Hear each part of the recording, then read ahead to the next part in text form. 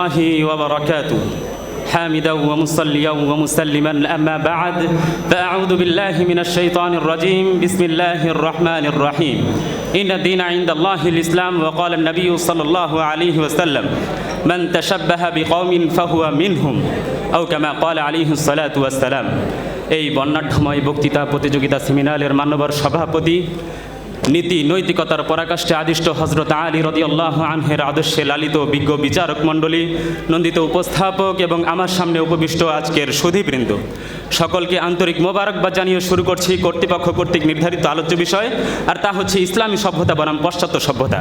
এ বিষয়ে কিঞ্চিত আলোকপাত করার প্রয়াস চালাবো ইনশাআল্লাহ।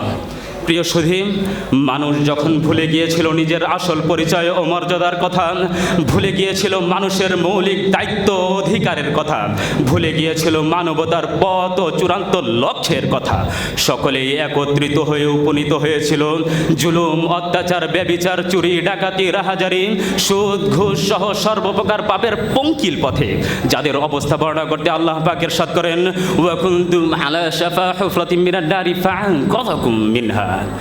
ঠিক এমনই অস্থিতিশীল পরিস্থিতিতে মহান রব্বুল আলামিন বিশ্ববাসীর নিকট রহমত স্বরূপ প্রেরণ করলেন বিশ্ব মানবতার মুক্তির দূত, দু জাহানের বাদশা, কায় নামদার, তাজদারে মদিনা সাইয়্যিদুনা জনাবে মুহাম্মদুর রাসূলুল্লাহ সাল্লাল্লাহু আলাইহি ওয়াসাল্লামকে, এবং ঘোষণা করলেন ওয়া মা আরসালনাকা ইল্লা রাহমাতাল লিল আলামিন। প্রিয় সুধী, রাসূল করিম সাল্লাল্লাহু আলাইহি ওয়াসাল্লাম স্বয়ং ঘোষণা করেছেন ইন্নামা বুইসতু মুআল্লিমান, যার ফলশ্রুতিতে প্রতিটি অন্ধকারাচ্ছন্ন মানুষ পেয়েছিল আলোর দিশা, শোষিত প্রতিটি আদম সন্তান পেয়েছিল তাদের ন্যায্য অধিকার।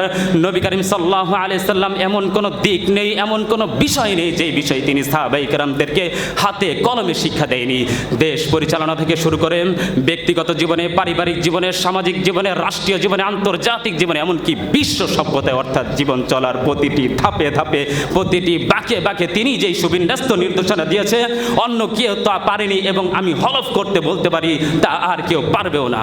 রাসূল করিম সাল্লাল্লাহু আলাইহি সাল্লাম যখন সাহাবায়ে কেরামদেরকে শিক্ষা দিয়েছিলেন আমানতু বিল্লাহি ওয়া মালাইকাতিহি ওয়া কুতুবিহি ওয়া রাসূলিহি ওয়াল ইয়াউমিল আখির ওয়াল কদরি খায়রিহি ওয়া শাররিহি মিনাল্লাহি তাআলা ওয়াল বা'সি বাদাল মাউত, এর বদৌলতে যেই জামানাকে আইয়ামে জাহিলিয়াত বলে আখ্যায়িত করা হতো, যেই জামানার মানুষদেরকে মূর্খ, অজ্ঞ, নির্বোধ বলে গালি দেওয়া হতো, তারাই হয়ে গেল সোনার যুগের সোনার মানুষ খেতাবে ভূষিত, যার সার্টিফিকেট স্বয়ং রাসূল করিম সাল্লাল্লাহু আলাইহি সাল্লাম দিয়েছেন এবং ঘোষণা করেছেন খায়রুল কুরুনি করনি সুম্মাল্লাযিনা ইয়ালুনাহুম সুম্মাল্লাযিনা ইয়ালুনাহুম। প্রিয় সুধী, একবার একজন ইংরেজ দার্শনিক দম্ভ ভরে একজন ভারতীয় আলেমকে বলেছিল, আমরা এমন জাহাজ আবিষ্কার করেছি যে আটলান্টিক মহাসাগর কয়েক ঘন্টায় পাড়ি দিতে সক্ষম, এমন দ্রুত গতি সম্পন্ন উড়োজাহাজ আবিষ্কার করতে সক্ষম হয়েছে যে আকাশ পথের 1000 মাইল অতিক্রম করবে অল্প সময়ের মধ্যে, এমন যন্ত্র আবিষ্কার করে মানুষের হাতে হাতে ধরিয়ে দিয়েছি যে যে কোনো দূরত্বের ব্যবধানে পরস্পরে কথোপকথন করতে পারে অনায়াসে। তখন ভারতীয় আলেম বলেছিল, সত্যি বলতে কি তোমরা আকাশে পাখির মতো উড়তে শিখেছ, পানিতে মাছের মতো সাঁতরাতে শিখেছ, কিন্তু আল্লাহর জমিনে এখনো মানুষের মতো মানুষ হয়ে চলতে শেখনি। বর্তমান সমাজ জীবনের সর্বস্তরে বিদ্যমান অস্থিরতা, অস্থিতিশীলতা, দুর্নীতি, দুর্ভোগ, অশান্তির একমাত্র কারণ হলো সম্পদের নেশা ও জীবন উপভোগের তীব্র আকাঙ্ক্ষা।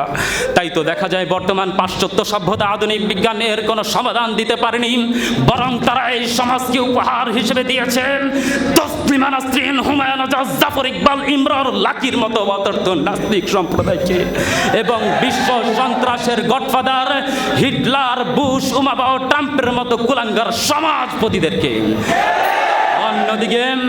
অন্যদিকে ইসলামী সভ্যতায় সর্বপ্রথম বিশ্ব শান্তি ও বিশ্ব ভ্রাতৃত্বের ঘোষণা দিয়েছেন, মানুষের স্ব অধিকার নিরাপত্তা সুনিশ্চিত বাস্তবায়ন করেছে, নিরক্ষরতা, বেকারত্ব, মাদকাসক্তি, সন্ত্রাস, দুর্নীতি, সুদ, ঘুষ, নারী নির্যাতন, শ্রম সমস্যা, অর্থনৈতিক মন্দা সহ এমন কোন সমস্যা নেই যে সমস্যার সমাধান ইসলাম সভ্যতা দেয়নি।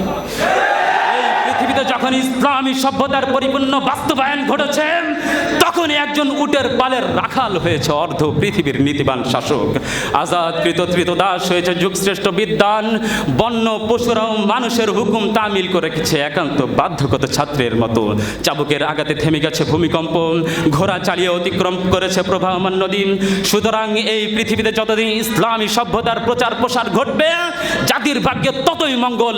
আর পাশ্চাত্য সভ্যতা আধুনিক বিজ্ঞানের যত প্রচার প্রসার ঘটবে, জাতির ভাগ্যে ততই অমঙ্গল ও দুর্ভাগায় আপতিত হবে। পরিশেষে আমি আপনাদেরকে ইমাম মালিক রাদিয়াল্লাহু আনহুর সেই অমূল্য বাণী শুনিয়ে যাই, লা ইয়াসলুহু আখিরু হাদিহিল উম্মাহ ইল্লা বিমা সালুহা বিহি আউয়ালুহা। নাসরুম মিনাল্লাহি ওয়া ফাতহুন করিব। আসসালামু আলাইকুম ওয়া রাহমাতুল্লাহ।